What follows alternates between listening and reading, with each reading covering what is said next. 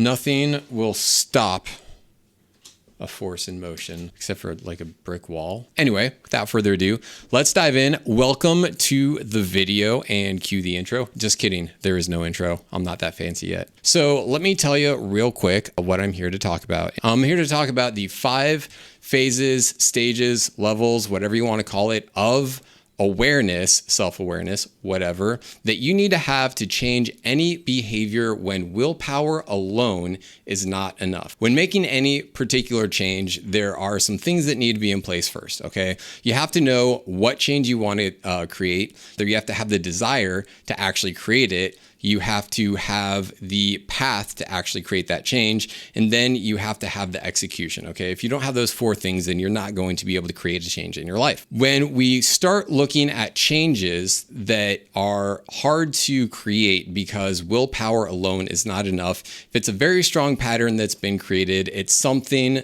that has been a part of your life for so long that just saying no doesn't get you past it because it's just so deeply imprinted into your mind, okay?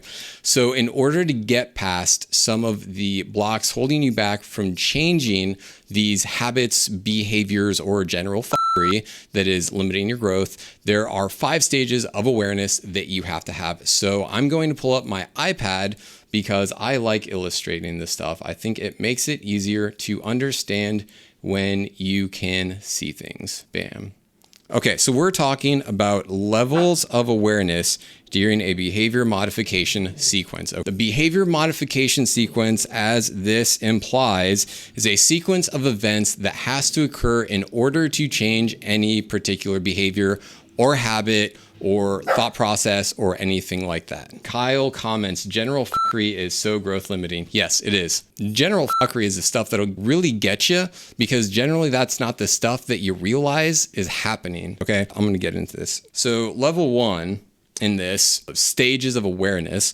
Level 1 is impulse awareness and action awareness. So what I mean by that is awareness that there is an impulse to do something, awareness that there is something that sparks inside your mind, in your body, in your psyche, in your environment. Something gives you an impulse to want to do something, and then you do it.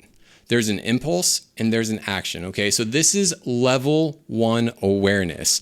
Now, level 0 awareness would basically be you have no awareness of the impulse or the action, and that's generally what I would call autopilot, okay? You're not actively thinking, you're not actively engaged, you're not actively aware of what's actually happening in your life. So the first step to getting into modifying any behavior in this modification sequence, the first step is having awareness around the impulse to do something and then actually carrying out the action, okay? So we're kind of like putting bookends on that. So level 2 is where we take it a little bit deeper. Again, we still have the impulse. We have the awareness that there's an impulse to do something, and then it is followed by an action. But before we get to the point of action, there is a reaction, or rather a emotional reaction to the impulse.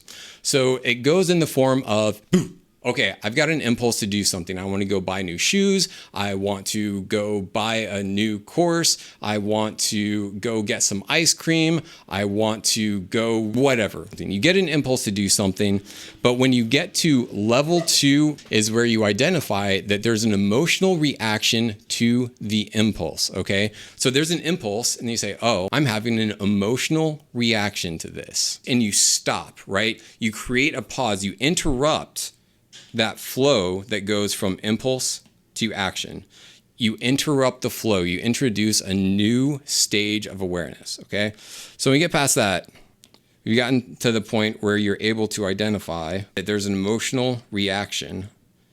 Then we get into this point of evaluation. Again, we're getting to a new layer, a new level. So first there's the impulse, right? And then you get to that place of, oh, I'm having an emotional reaction to this. This impulse is creating some sort of emotion in me. And then there's the evaluation of that emotion, which is when you start to take the emotion into a place of logic. So when you move from that emotional reaction to the evaluation, you say, I'm going to start thinking critically about the emotions that I'm feeling.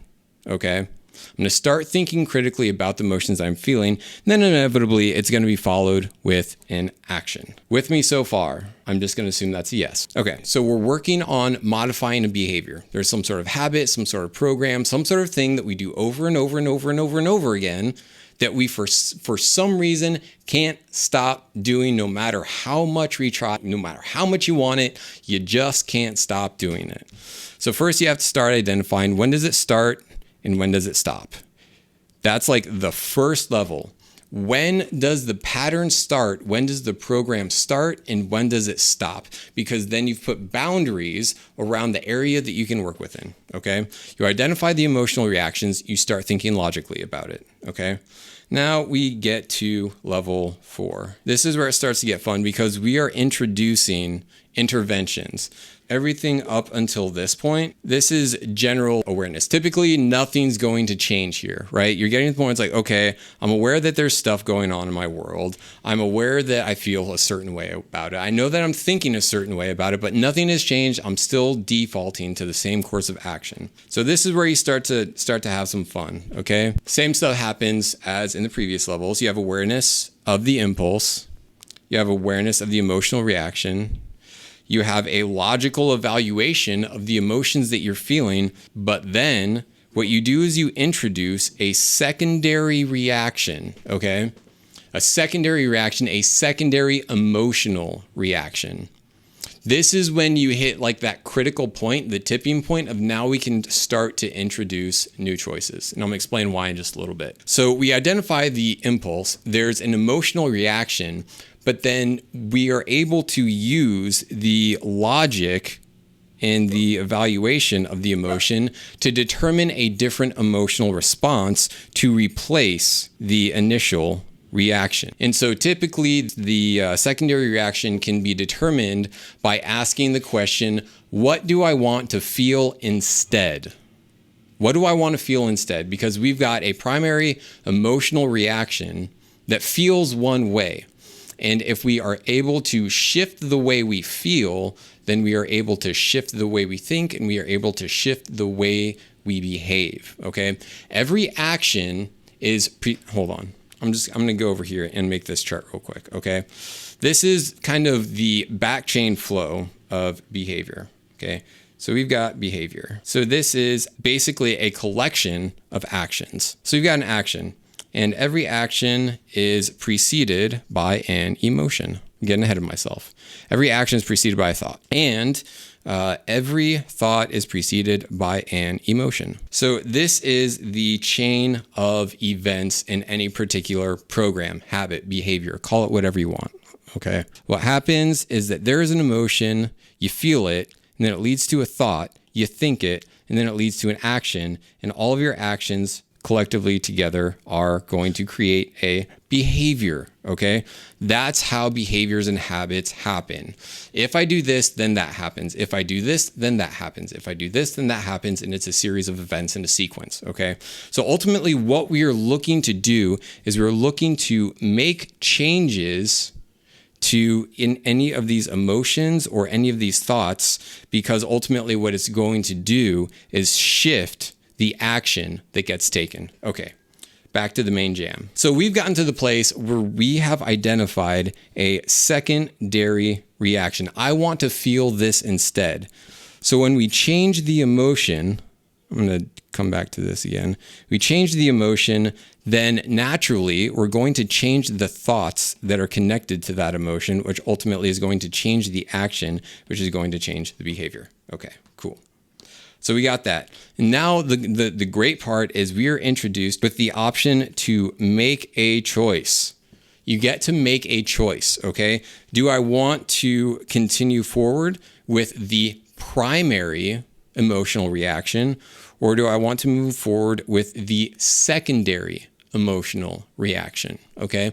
This is creating space to make a choice, because when you can make a choice, you can start to make changes. Okay. We're removing willpower from the equation. So what I like to dub the secondary reaction is a intervention. Instead of, all of your friends and family getting together at your apartment and saying, this is a problem, you're getting all of your thoughts and emotions together in one spot to be like, hey, this thought and emotion over here is problematic. So all of your other thoughts and emotions are going to get together and say, hey, that's problematic. Let me make an illustration of that, because I like illustrating stuff and this is fun. So we've got all of these thoughts, and all these emotions, and they're all just hanging out. Thoughts, emotions. And these are all of the ones that are empowering you. They're the ones that are helping you get to the places that you want to go, okay? All the thoughts and emotions that are creating, we'll say behavior, because that's the theme. These thoughts and emotions creating behaviors that are helping you get to where you want to go. They're empowering, okay? But then we've got this little series of emotion, thought, and then action, and then a behavior that is problematic. It's a problem. And so if effectively, what you want to do is you want to use all of the thoughts and emotions that are moving you forward to influence the behaviors that are disempowering you. That's basically what we're doing. You're using your own thoughts and emotions that are helping you to be an intervention to the thoughts and emotions that are disempowering you. Interventions, yay. So now we get to this fifth level. So this is very similar to the fourth level, stage, phase, whatever words you want to put to it. Again, you have the impulse, you have the primary reaction or the primary emotional reaction. But then instead of having the evaluation of the primary reaction, you jump straight into the secondary reaction. It goes from primary reaction, evaluation. Okay, wait, why am I having this emotional response to? Well, this is my first response. Okay, but I don't want to feel that way. I want to feel this way. Okay, let me evaluate, like, what's going on here. Okay, why is that secondary response going to be good for me? Okay, let me make a choice. And then ultimately, you're going to have a new action. This is basically foundational. The first three ones are foundational level. That's the foundational level of awareness. It's like actually being able to start thinking critically and recognize all of the stuff that you're doing and all the stuff that you're thinking and all the stuff that you're feeling. But awareness alone isn't necessarily going to help you create change. We see this all the time. Like smoking, great example. People are like, oh, I have an impulse to smoke. So they have an impulse to smoke. They have a reaction, their emotional reaction. Typically, it's some sort of stress response or whatever. And sometimes they'll even get to the place where it's like, I know this is bad for me. I know I'll probably get lung cancer and all sorts of respiratory problems and cardiac problems and all that stuff. But ultimately, I'm still going to follow the same action, right? They know it, but it's not enough to get them to quit smoking. Okay. And so that's why all of these first three levels are just that foundational stuff. Okay.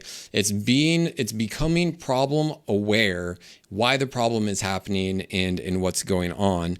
And it's when you hit the fourth level and the fifth level that all of that change really starts to become possible. That's when you hit the area of change. This is the area of change, because if you can't change your emotional response to a particular impulse, you're not going to be able to change everything else that follows. Again, I'm going to bring this back. I've shown this a million times, but it goes from emotion to thought to action to behavior. If you can't change the emotion you feel that is driving any particular behavior, you're not going to be able to change the behavior. Okay, so these are the 5 levels of awareness you need to have during a behavior modification sequence. This is the sequence. It's really that simple. And I mean, I can break this down into more and more deeper and deeper things, but this is like where I'm going to kind of leave it off for today. See, let me go look at these comments real quick. Kyle says, so my understanding of secondary reaction, my kids are being stupid, loud, and obnoxious, starting to fight, which makes me feel angry, typically resulting in yelling. Since I am aware and using logic and shit, the secondary reaction I need to decide to not feel angry. Instead, I want to feel compassion for the distraught little people so I can help them rather than yell. Yes, exactly. That's exactly it. Like I said, it's not complicated. You nailed it, Kyle. Absolutely. I hope your drywall is doing fine, by the way. I'm sorry. I couldn't resist. Too many Kyle memes on the internet. I hope you're laughing at that with me.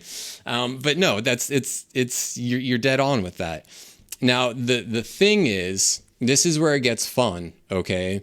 Is that you have to be able to feel that emotional response, right? So you get to the point where you say, yes, I want to feel compassion for the little ones, right? I want to feel compassion for the distraught little people so I can help them, okay? What does that actually feel like? There's a difference between saying I feel compassion and actually knowing, like being able to manifest that feeling in your body. So now it's just me.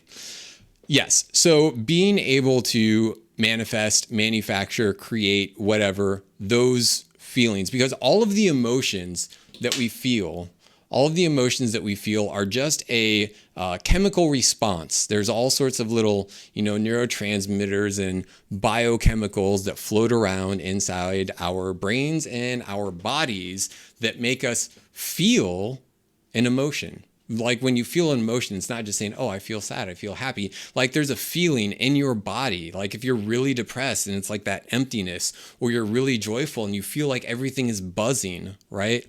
And so it's a matter of being able to identify that physical feeling within your body that is attached to any particular emotion, and being able to say, if I want to feel compassion, this is what it feels like. So in that moment, when you say, I'm feeling angry, but I want to feel compassionate, anger has a feeling in your body. And so before you get to the point of being able to logically implement, I want to help them instead of yell at them, you have to be able to feel the compassion, not just say, I want to be compassionate. I want to feel compassionate.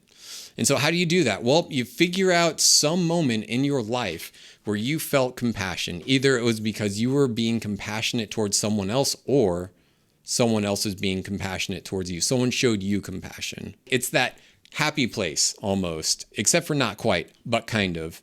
And being able to create that so that when you settle into that physical emotion, that feeling of compassion, it's like, yeah, they're just little kids. They know not what they get themselves into. They know not what they say. They know not what they do.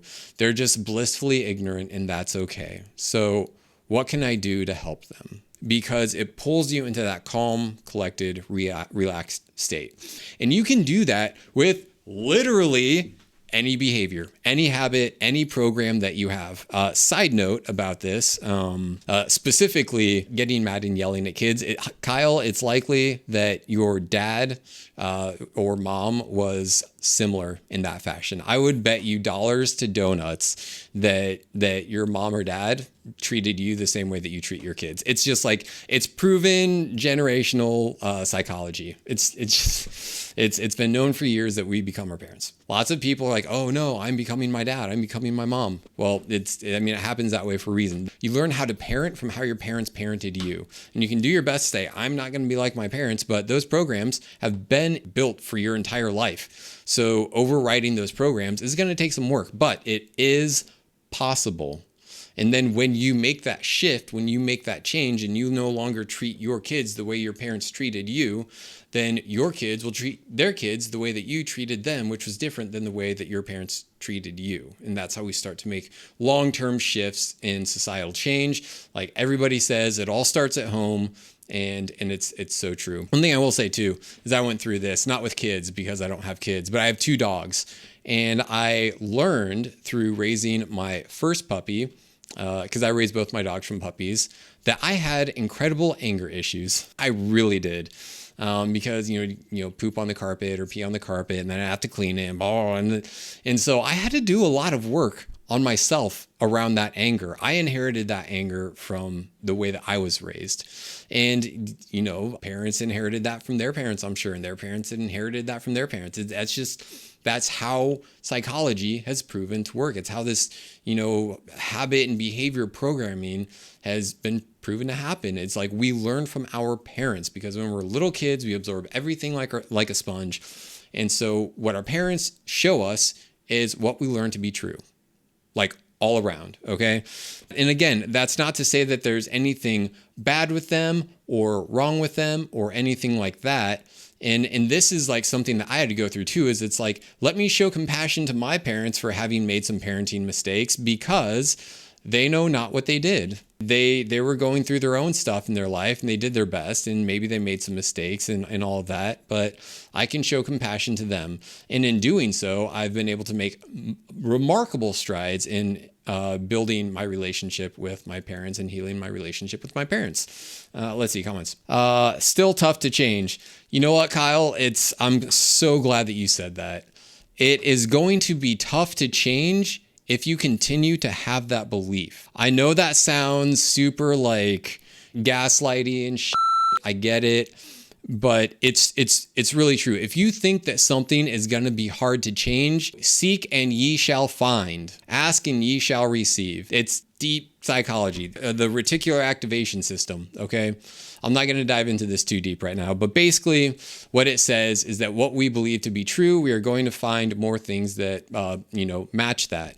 The 1-2 punch of the RAS and confirmation bias is like the one thing that's going to get in the middle of anybody's way of progress. Because if you believe something's going to be tough, then you're going to search for ways that prove that it's tough. You're going to validate the toughness, and you're going to kind of like be your own martyr. I know this because I've done it myself. It happens to the best of us sometimes.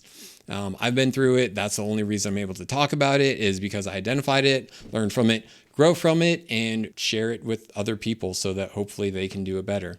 But it's really true. If you think that it's going to be hard, then it's going to be hard. If you say it's going to be really tough to change this, it's going to be really tough to change it. Now, that's not to say that if you say it's going to be really easy to change this, then it'll be easy. I mean, it might. I've had that happen before, where I've said, you know what? This isn't hard. This doesn't have to be a hard change to make. This can be really easy. And then it became really easy. I don't know how it works. It was just magic. I don't know, but it's true. I was like, this doesn't have to be hard. This can be really easy. I'm making this way harder than it has to be just because I don't want the change to happen. Then when I said, you know what, let me make this easy on myself. This is an easy change. It's going to benefit me. It's going to do me all sorts of good. And then bam, change magically created. It's about the things that you tell yourself. What are the beliefs that you reaffirm on a day-to-day, hour by hour, minute by minute, second by second basis? The things that you tell yourself to be true will be proven to be true, and a self-fulfilling prophecy is inevitable. Take my word for it. So not to shit over you saying it's going to be hard to change, but it's like, what do you want it to be? Do you want it to be hard to change? Because then it will be. But if you say it doesn't have to be hard to change, you don't have to say it has to be easy to change. No, I get that. Thank you for saying it is a limiting belief. I needed to hear that. Yeah, I mean, it is. It's if you think something is going to be something, then so shall it be. So anyway, I hope you enjoyed this. I hope you got some good value for it, and I'll see you on the next one.